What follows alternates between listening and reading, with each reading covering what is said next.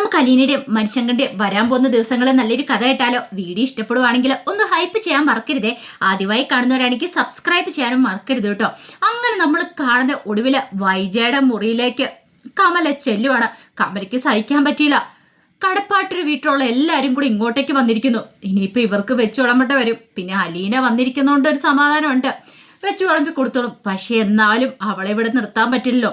അങ്ങനെ വൈജയുടെ മുറിയിലേക്ക് എന്നിട്ട് കമല ചോദിച്ചു, എന്താ വൈജ ഇതെന്ന് ചോദിച്ചു. എന്താ കമലെടുത്തി? അല്ല, എല്ലാവരും കൂടെ പെട്ടിയും പ്രമാണം എടുത്ത് ഇങ്ങോട്ടേക്ക് വന്നിട്ടുണ്ടല്ലോ, കൂടത്തിൽ അവളെയും കൂടെ വിളിച്ചിട്ടുണ്ട്, ആ അലീന എന്ന് പറയുന്നവളെ. വൈജ പറഞ്ഞു, എനിക്ക് എന്ത് ചെയ്യാൻ പറ്റും, എന്നെ വിളിച്ചോണ്ട് പോകാനായിട്ട് വന്നതാ. അതെ, അവളുടെ ഉദ്ദേശം വേറെ ഒന്നുമല്ല, ഇവിടെ മനു ഉണ്ടല്ലോ, അത് ആ ഉദ്ദേശത്തോട് കൂടിയിട്ട് അവൾ ഇവിടെ വന്നിരിക്കുന്നത്. ഒരു പക്ഷെ നീ അങ്ങോട്ടേക്ക് തിരികെ പോയില്ലെങ്കിൽ, അവരിവിടെ നിന്നിട്ടുണ്ടെങ്കിൽ എനിക്ക് പണിയാവും. എൻ്റെ മോൻ്റെ കാര്യത്തിൽ എനിക്ക് ചില തീരുമാനങ്ങളൊക്കെ ഉണ്ട്. അപ്പോഴേക്കും വൈജ പറഞ്ഞു, കമലെടുത്തി ഞാൻ പറഞ്ഞിട്ട് വന്നൊന്നുമല്ല, പിന്നെ എന്നോട് പറഞ്ഞിട്ട് കാര്യമില്ല, അവളോട് തന്നെ പോയി പറ, അല്ലെ ശിവേട്ടനോട് പറ അവളെ പറഞ്ഞു വിടാനായിട്ട്. കമല പറഞ്ഞു, അവളെ ഇവിടെ ഞാൻ നിർത്തി അങ്ങനെ അങ്ങ് സന്തോഷിപ്പിക്കും തോന്നുന്നുണ്ടോ? ഒരിക്കലും ഇല്ല. ഇപ്പാണ്ട് ശിവേട്ടൻ അവൾക്ക് സർവ്വ അധികാരം കൊടുത്തിരിക്കുന്ന അടുക്കളയില്, അവിടെ പോയി ഉണ്ടായിക്കോളാനാ പറഞ്ഞിരിക്കുന്നത്. അപ്പൊ ഞാൻ ആരാ ഇവിടെ? ഇത് തന്നെ അവിടുത്തെ പ്രശ്നം. അവിടെ അങ്ങനെയായിരുന്നു, അവള് സർവ്വ അധികാരിയായിരുന്നല്ലോ, ഞാനൊന്നും അല്ലാതായി മാറി. കമലയെടുത്തി അവളിവിടെ 10 ദിവസം നിന്നിട്ടുണ്ടെങ്കിലേ അവൾ ആയിരിക്കും പിന്നെ ഇവിടുത്തെ അധികാരി. കമലയെടുത്തിക്ക് പോലും ഒന്നും ചെയ്യാൻ പറ്റില്ല. ശിവേട്ടനും അതെ കമലയെടുത്തിയുടെ മക്കളും ഒക്കെ പിന്നെ അവൾ പറയുന്നത് മാത്രം അനുസരിക്കുള്ളൂ. ഞാൻ പറയാനുള്ളത് പറഞ്ഞു, ഇനി ബാക്കിയെല്ലാം കമലയെടുത്തിയുടെ ഇഷ്ടം. ഇതേ വൈജേ, നിനക്കറിയാലോ എനിക്ക് അവൾ ഒട്ടും അങ്ങോട്ട് ഇഷ്ടമുള്ള കാര്യമല്ല. വേണമെങ്കിൽ പിള്ളേരിവിടെ വന്നോട്ടെ, അവള് തിരികെ പോയിക്കോട്ടെ. ഒരു കാര്യം ചെയ്യുക, കമലയെടുത്ത് തന്നെ ചെന്ന് പറഞ്ഞു നോക്ക്. അപ്പോഴേക്കും കമല പറഞ്ഞ, ഞാൻ എങ്ങനെയാ ചെന്ന് പറയണേ, ശിവേണ്ണൻ എന്നെ ചീത്ത പറയും. വൈജേ നീ തന്നെ എന്ന് പറ. ശരി ഞാൻ തന്നെ എന്ന് പറയാം എന്ന് പറഞ്ഞു. അങ്ങനെ ഒടുവിൽ വൈജയന്തി ഹാളിലേക്ക് എന്നിട്ട് ചോദിച്ചു, അല്ല എന്തിയടി ആ പിശാശെന്ന് ചോദിച്ചു. അപ്പോഴേക്കും രഞ്ജിനിയും ഭാബിതയും കൃഷ്ണമോളും അങ്ങോട്ട് വന്നു. കൃഷ്ണമോള് ചോദിച്ചു, പിശാശോ? ഏത് പിശാശ്? അല്ല അലീന പിശാശോ? ഓ അതെ, പിശാശ് ഇവിടെ ഇല്ല.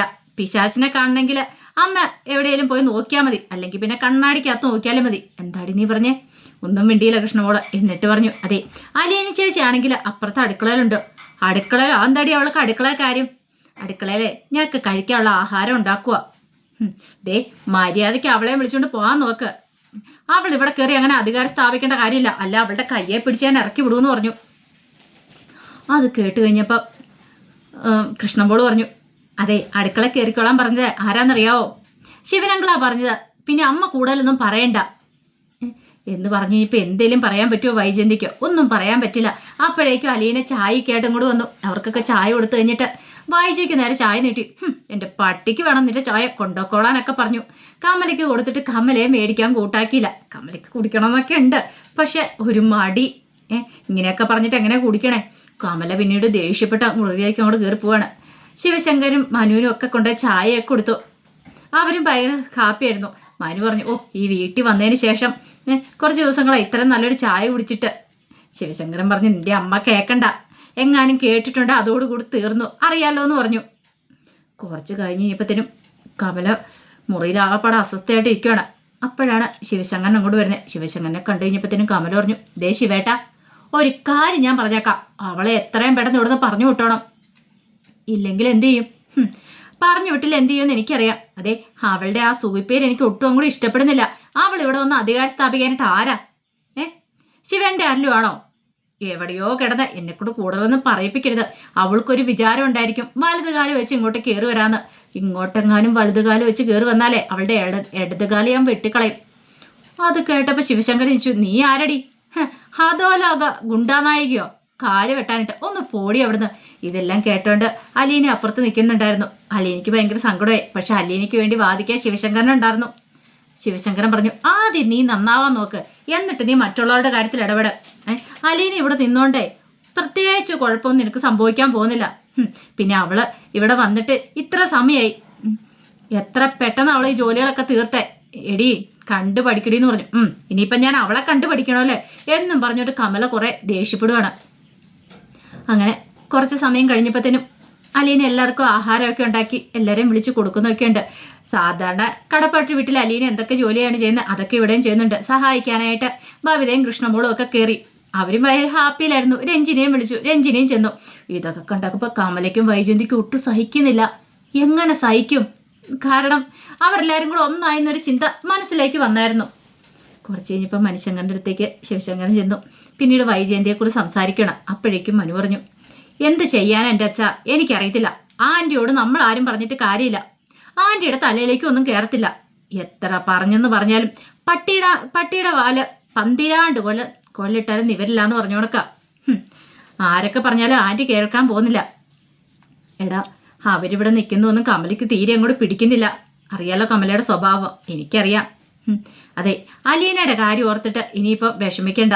അച്ഛന് ചിലപ്പോൾ ആ ഒരു പേടി കാണുമായിരിക്കും. എന്താണെങ്കിലും അവളുടെ കാര്യത്തിൽ ഇപ്പം ഞാനൊരു തീരുമാനം എടുക്കണില്ല.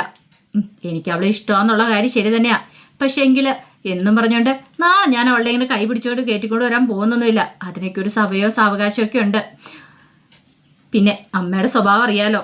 അമ്മ വെട്ടൊന്നും മുറിരണ്ടെന്നാ വെറുതെ ഇങ്ങനെ പൊലപ്പിക്കൊണ്ടിരിക്കുന്നു. അത് കേൾക്കിട്ട് കഴിയുമ്പത്തിന് എനിക്ക് ദേഷ്യം വരും. അമ്മയെ ചൂട് പിടിപ്പിക്കാനും കൂടെ ഞാനിങ്ങനെ പറയണേ. പക്ഷെ ഒരു കാര്യമുണ്ട്, ഞാൻ കല്യാണം കഴിക്കുന്നുണ്ട്, അത് അവളെ മാത്രമേ ഉള്ളൂ. ശിവശങ്കരൻ മറുത്ത് പറയാനായിട്ട് പറ്റുമോ? ഒന്നും പറയാൻ പറ്റില്ല.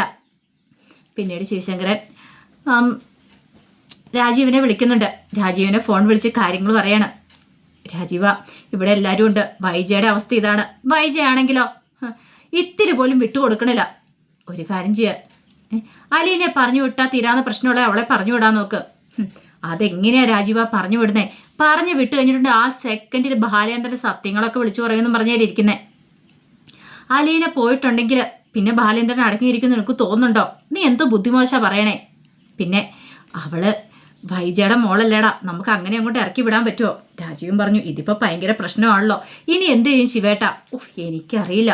എനിക്കല്ലേ തന്നെ ഹരിയുടെ കാര്യമൊക്കെ ഓർത്തിട്ട് വല്ലാത്ത ടെൻഷനാ. അതിൻ്റെ ഇടയ്ക്കാണ് ഈ ഇതും കൂടെ എല്ലാം കൂടെ എൻ്റെ തലയ്ക്കിലേക്ക് ഭ്രാന്ത് പിടിക്കുന്ന പോലെ തോന്നുന്നുണ്ടെന്ന് പറഞ്ഞു. കുറച്ച് കഴിഞ്ഞപ്പോഴത്തേനും മനുശങ്കർ പുറത്തിരിക്കുമ്പോഴത്തേനും അലീന അങ്ങോട്ട് ചെന്നു. മനുശങ്കർ ചോദിച്ചു, അതെ ഇവിടെ വന്നിട്ട് നിനക്ക് വിഷമമുണ്ടോ? എന്തിനാ? അല്ല, എൻ്റെ അമ്മയുടെ സ്വഭാവം. ഓ അതാണോ? ഞാനത് ആദ്യമായിട്ട് കാണുന്നില്ല മനുവേട്ടാ. അതെ, എനിക്ക് നിന്നോടൊരു കാര്യം പറയാനുണ്ട്. എന്ത്? ഞാൻ മുമ്പ് നിന്നോട് പറഞ്ഞിട്ടുള്ള, അന്ന് നീ ഒന്നും പറഞ്ഞിട്ടില്ല. പക്ഷേങ്കിൽ അത് കേട്ടപ്പോൾ അലീന പറഞ്ഞു, അത് പിന്നെ മനുവേട്ടാ, ഞാൻ പറഞ്ഞല്ലോ നിനക്കിഷ്ടമാണ് മാത്രം മതി. പക്ഷെ ഇന്നോ നാളെയെന്നല്ല, കുറച്ച് സാവകാശം അതെടുത്തിട്ട് മതി. പക്ഷേങ്കിൽ എൻ്റെ മനസ്സിലുള്ള ഇഷ്ടം അതെന്നും അങ്ങനെ തന്നെ ആയിരിക്കും. അതിന് മാറ്റം ഉണ്ടാകാൻ പോകുന്നില്ല. നിനക്കെന്നെ ഇഷ്ടമാണോ ഇല്ലയോ എനിക്കത് മാത്രം അറിഞ്ഞാൽ മതി എന്ന് പറഞ്ഞു. പെട്ടെന്ന് അലീനയ്ക്ക് എന്ത് മറുപടി പറയണമെന്നറിയില്ല. അലീനയ്ക്ക് വല്ലാത്തൊരു ബുദ്ധിമുട്ട് തോന്നി. പിന്നീട് അലീന പറഞ്ഞു, അത് പിന്നെ ഞാൻ ഇഷ്ടമാണെങ്കിൽ ഇഷ്ടമാണെന്ന് പറഞ്ഞാൽ മതി എന്ന് പറഞ്ഞു. അപ്പോഴേക്കും അലീന മനുവിൻ്റെ കയ്യിലേക്ക് അങ്ങോട്ട് പിടിച്ചു. ആ പിടുത്തത്തിനർത്ഥം ഇഷ്ടമാണെന്നുള്ള രീതിയിലായിരുന്നു. പക്ഷെ അലീനയ്ക്ക് എന്ത് ചെയ്യണമെന്ന് അറിയത്തില്ല. ഇഷ്ടമാണോ മനുവിനെ? പക്ഷേങ്കിൽ അതൊരിക്കലും പ്രാക്ടിക്കൽ ആവുമല്ലോ എന്ന് പോലും അറിയത്തില്ല. ഇന്നല്ലെങ്കിൽ നാളെ താനാ വീട്ടിൽ നിന്ന് പോകേണ്ടവളാണെന്നൊരു ചിന്തയൊക്കെ അലീനയുടെ മനസ്സിലും ഉണ്ട്. ഒടുവിൽ അലീന മുറിയിലേക്ക് അങ്ങോട്ട് കയറിപ്പോയി. പിന്നീട് രോഹിത് ഇങ്ങനെ ആലോചിക്കുകയാണ്. അച്ഛൻ്റെ മുന്നിൽ അലീന ചേച്ചി പറഞ്ഞ കാര്യങ്ങൾ എന്തുകൊണ്ടായിരിക്കും അലീന ചേച്ചി അങ്ങനെ പറഞ്ഞിട്ടുണ്ടായിരിക്കുക? തനിക്ക് തൻ്റെ അച്ഛനും അമ്മയൊക്കെ അറിയാഞ്ഞിട്ട് എന്താ അലീന ചേച്ചി അവരുടെ അടുത്തേക്ക് പോവാതിരുന്നേ? ആ ഒരു ചിന്ത മനുവിൻ്റെ രോഹിത്തിൻ്റെ മനസ്സിൽ ഇങ്ങനെ കിടന്ന് പഠിക്കുന്നുണ്ടായിരുന്നു. പിന്നീട് അലീനയുടെ അടുത്തേക്ക് രോഹിത് എന്ന് ചോദിക്കാൻ തന്നെ തീരുമാനിച്ചു. രോഹിത് എന്ന് ചോദിക്കുന്നുണ്ട് അലീനയോട്, അലീന ചേച്ചി സത്യം പറ, അലീന ചേച്ചി അച്ഛനും അമ്മയും അറിയാമെങ്കിൽ അലീന ചേച്ചി എന്തുകൊണ്ട് ആ കാര്യങ്ങളൊന്നും ആരോടും പറയാത്തെ? അലീന ചേച്ചി അവരെ അന്വേഷിച്ച് പോയിട്ടില്ലേ? അവരും ഒരിക്കലെങ്കിലും കാണാൻ ശ്രമിച്ചിട്ടില്ലേ? അച്ഛനോട് പറയുന്നത് ഞാൻ കേട്ടല്ലോ. സത്യം പറ, അപ്പം എൻ്റെ അച്ഛനാണ് അലീന ചേച്ചിയുടെ അച്ഛന് അല്ലല്ലേ എന്നൊക്കെ ചോദിച്ചു. അലീനയ്ക്ക് എന്ത് മറുപടി പറയണമെന്ന് നടത്തില്ല. പെട്ടെന്ന് രോഹിത് പറഞ്ഞു, അതെ എനിക്കറിയാം അലീന ചേച്ചിയുടെ വിഷമം എന്താന്ന്, പറയാൻ പറ്റുമെങ്കിൽ മാത്രം പറഞ്ഞാൽ മതി. അപ്പോഴേക്കും അലീന പറഞ്ഞു, അതെ ഇതിനുള്ള ഉത്തരം ഇപ്പോഴെന്താണല്ലോ എനിക്ക് പറയാൻ പറ്റില്ല. പക്ഷെ പിന്നെ എപ്പോഴെങ്കിലും നീ അത് അറിയുമെന്ന് പറഞ്ഞു. ഒരു കാര്യം നീ ഉറപ്പിച്ചോ, നിന്റെ ചേച്ചിയാ ഞാൻ, നീ എന്നെ ചേച്ചിയായിട്ട് കണ്ടാൽ മതി എന്ന് പറഞ്ഞു. അപ്പോഴേക്കും രോഹിത് പറഞ്ഞു, അത് പിന്നെ അങ്ങനെയാ, ഞാൻ അലീന ചേച്ചി എന്നല്ലേ വിളിക്കുന്നത്. അതെ, അങ്ങനെ കണ്ടാൽ മാത്രം മതി. ഇനിയിപ്പോൾ രക്തബന്ധം ഉണ്ടെങ്കിലോ അങ്ങനെ ഉണ്ടാവണമെന്നൊന്നും ഇല്ലല്ലോ. രോഹിത്തിന് ആകപ്പാടെ കൺഫ്യൂഷനായി. അലീന അങ്ങോട്ട് പോയി കഴിഞ്ഞപ്പോൾ രോഹിത് ഇങ്ങനെ ആലോചിച്ചു. അങ്ങനെ 1-2 ദിവസം കൊണ്ട് കഴിഞ്ഞു പോയി. അപ്പോൾ അലീന ഇടയ്ക്ക് ബാലേന്ദ്രനെ കാണാനായിട്ട് ബാലേന്ദ്രൻ്റെ അടുത്തേക്ക് ചെന്നു. ബാലേന്ദ്രൻ്റെ അടുത്ത് ചെന്ന് ബാലേന്ദ്രനോട് സംസാരിക്കുന്നുണ്ട്. കാര്യത്തിനൊരു തീരുമാനം വേണമല്ലോ. പക്ഷെ ബാലേന്ദ്രൻ എടുക്കാൻ കൂട്ടാക്കില്ല. അവള് തോന്നിയാസം ഇറങ്ങിപ്പോയത് അവിടുന്ന്. അവള് പോവാണ് പോട്ടെ. അല്ലച്ചാ, ഞാനിവിടെ നിൽക്കുന്നോണ്ടല്ലേ ഈ പ്രശ്നം. ഞാൻ ഈ വീട് വിട്ട് പോയേക്കാം. ഞാൻ ഈ വീട് വിട്ട് പോയെങ്കിൽ തീരാവുന്ന പ്രശ്നമാണെങ്കിൽ അതോടുകൂടി തീരട്ടെ. പക്ഷെ ബാലേന്ദ്രൻ പറഞ്ഞു, അങ്ങനെ പോയിട്ടുണ്ടെങ്കിൽ ആ സെക്കൻഡിൽ തന്നെ ഞാൻ കാര്യങ്ങളൊക്കെ പറയും. വെറുതെ ഇരിക്കുമെന്ന് തോന്നുന്നുണ്ടോ? ഒരിക്കലും ഇല്ല എന്ന് പറഞ്ഞു. ഞാൻ വെറുതെ ഇരിക്കില്ല. അലീനയ്ക്ക് എന്ത് ചെയ്യണമെന്ന് അറിയില്ല. കാരണം അലീനയ്ക്കും ഭയങ്കര ബുദ്ധിമുട്ടായിരുന്നു. ബാലേന്ദ്രൻ പറഞ്ഞു, അതെ, നീ എൻ്റെ മോളാണ്. അലീന പറഞ്ഞു, അത് ശരിയാ അച്ഛാ. ഞാൻ ആദ്യം അച്ഛാന്ന് വിളിച്ച എൻ്റെ അച്ഛനെയാണ്. കാരണം എനിക്കറിയാം എൻ്റെ ആരും അല്ലെന്ന്. എന്നിട്ട് പോലും ഞാൻ അച്ഛാന്ന് വിളിച്ച എൻ്റെ അച്ഛനെയാ. പക്ഷെ ഇവിടുന്ന് പോയി കഴിഞ്ഞിട്ടുണ്ടെങ്കിൽ എങ്ങനെയാണെന്ന് എനിക്കറിയില്ല. അതൊക്കെ ഓർക്കുമ്പോൾ എനിക്ക് സങ്കടമുണ്ട്. പക്ഷേ ഈ കുടുംബത്തിലെ കാര്യം ഓർത്തിട്ട്, ഞാൻ കാരണമുള്ള ഈ പ്രശ്നങ്ങളൊക്കെ ഉണ്ടാകുന്ന ഓർത്തിട്ടാ ഞാൻ ഈ വീട് വിട്ട് പോകണമെന്ന് തന്നെ തീരുമാനിച്ചിരിക്കുന്നത്. ഇനി എനിക്ക് എന്ത് ചെയ്യണമെന്ന് അറിയില്ല അച്ഛാ. ഇനി മാഡത്തിനെ ഇങ്ങോട്ട് തിരികെ കൊണ്ടുവരണമെങ്കിൽ അച്ഛൻ തന്നെ വിചാരിക്കണം. അത് കേട്ട് കഴിഞ്ഞപ്പം ബാലേന്ദ്രൻ പറഞ്ഞു, അതൊരിക്കലും നടക്കില്ല. അവളുടെ വാശിക്ക് ഇത്ര നാളെ ഞാൻ വിട്ടുകൊടുത്തു. പക്ഷെ ഇനി അങ്ങനെ വിട്ടുകൊടുക്കാൻ ഞാൻ സമ്മതമല്ലെന്ന് പറഞ്ഞു. ബാലേന്ദ്രൻ അടുത്തില്ല. അലീന ആകെപ്പാടെ പെട്ടുപോയി. പിന്നീട് അലീന ശരണ്യയെ കാണാനായിട്ട് പോകുന്നുണ്ട്. അങ്ങനെ പോണ സമയത്ത് അലീനയോടൊപ്പം ഒരാളും കൂടെ പോകുന്നുണ്ടായിരുന്നു. ഭയങ്കര ആഗ്രഹം ഉണ്ടായിരുന്നു ശരണ്യയെ കാണണമെന്ന് രോഹിത്തിന്. അങ്ങനെ അലീനയോട് പറഞ്ഞു, അലീന ചേച്ചി ഞാനും കൂടി ഒരു ദിവസം വന്നോട്ടെ എന്ന് ചോദിച്ചു. അങ്ങനെ അലീനയോടൊപ്പം ചെല്ലുവാണ്. ശരണ്യയെ കണ്ടു കഴിഞ്ഞപ്പോഴത്തേനും അലീനയ്ക്ക് ഭയങ്കര സന്തോഷമായി. അങ്ങനെ അവർ കെട്ടിപ്പിടിച്ച് പരസ്പരം സംസാരിക്കുക ഒക്കെ ചെയ്യുന്നുണ്ട്. കുറച്ച് കഴിഞ്ഞപ്പോഴത്തേനും രോഹിത്ത് ചെന്നിട്ട് ശരണ്യയുടെ കയ്യിലേക്ക് പിടിക്കുകയാണ്. രോഹിത്തിന് മനസ്സിൽ കുറേ ദിവസങ്ങളായിട്ട് കാര്യം ഉണ്ടായിരുന്നു, സോറ് പറയണം എന്നുള്ളത്. അങ്ങനെ ശരണ്യയുടെ കൈയെടുത്ത് പിടിച്ചിട്ട് രോഹിത്ത് സോറ് പറയാണ്. എന്നോട് ക്ഷമിക്കണം എന്ന് പറഞ്ഞോട് സോറ് പറയുമ്പോഴത്തേനും രോഹിത്തിന്റെ കണ്ണൊക്കെ നിറഞ്ഞു വന്നു. അപ്പോഴേക്ക് ശരണ്യ പറഞ്ഞു, രോഹിത്തിന് എന്തിനാ എന്നോട് സോറ് പറയണേ? അതിന് തെറ്റും ചെയ്തിട്ടില്ലോ. അല്ല, ഞാൻ അന്ന് അവിടെ ആ വീട്ടിൽ വരാൻ പാടില്ലായിരുന്നു. പക്ഷെ അവിടെ വന്നിട്ടുണ്ടായിരുന്നു. ഒരിക്കലും അങ്ങനെ ചെയ്യാൻ പാടില്ലാത്ത കാര്യങ്ങളായിരുന്നു. ഞാൻ അവിടെ വരരുതായിരുന്നു. അതുകൊണ്ടാണ് ഞാൻ സോറി. സാരില്ല, പോട്ടെ. രോഹിത്തേണ്ണ എന്നോട് തെറ്റും ചെയ്തിട്ടില്ലോ എന്ന് പറഞ്ഞു. അപ്പോഴാണ് രോഹിത്തിന് ശരിക്കും സമാധാനം വന്നേ. ശരിക്കും അലീന പറഞ്ഞിട്ടൊന്നുമല്ല രോഹിത്ത് സോറി പറഞ്ഞേ. രോഹിത്തിന് മനസ്സിൽ തോന്നി ഇപ്പം അങ്ങനെ. കാരണം അലീനയുടെ ശിക്ഷണത്തിലാണല്ലോ രോഹിത്ത്. സോറി പറയേണ്ടവരോട് സോറി പറയണം, അതൊക്കെ എങ്ങനെയാന്നുള്ള കാര്യങ്ങളൊക്കെ നന്നായിട്ട് രോഹിത്തിന് അറിയായിരുന്നു. അതുകൊണ്ടാണ് സോറിയൊക്കെ പറഞ്ഞത്. ഈ സമയത്ത് വൈജയന്തിക്ക് കട്ടക്കലിപ്പണായിരുന്നു. എന്ത് ചെയ്യണമെന്ന് പോലും അറിയത്തില്ലാത്തൊരവസ്ഥയായിരുന്നു. കാരണം ഇങ്ങനെ പോയിട്ടുണ്ടെങ്കിൽ തൻ്റെ ജീവിതം താറുമാറാവും എന്നുള്ള കാര്യം മനസ്സിലായി. ഇതിനിടയ്ക്ക് ജാമ്യത്തിൻ്റെ കാര്യങ്ങളൊക്കെ ഹരിയുടെ കോടതി വരുന്നുണ്ട്.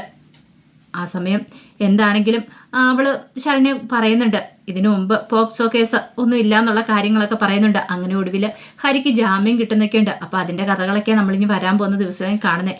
എന്താണല്ലോ ഒരു കാര്യം ഉറപ്പായി, വൈജയന്തി എത്ര ചാടിത്തുള്ളി എന്ന് പറഞ്ഞാലും വൈജയന്തിയോടൊപ്പം ഒരു മക്കളും നിൽക്കില്ല. അവസാനം വൈജയന്തിക്ക് തന്നെ തോറ്റു തുന്നം പാടി കൊല്ലപ്പള്ളി വീട്ടിലേക്ക് തിരികെ വരേണ്ടതായിട്ട് വരും, പത്തി മടക്കിക്കൊണ്ട്. അപ്പോൾ അതിൻ്റെ കഥകൾക്കായി നമുക്ക് എല്ലാവർക്കും കാത്തിരിക്കാട്ടോ. ഒരിക്കൽ കൂടി എല്ലാവർക്കും ശുഭരാത്രി നേർന്നുകൊണ്ട് നിർത്തുന്നു. നന്ദി.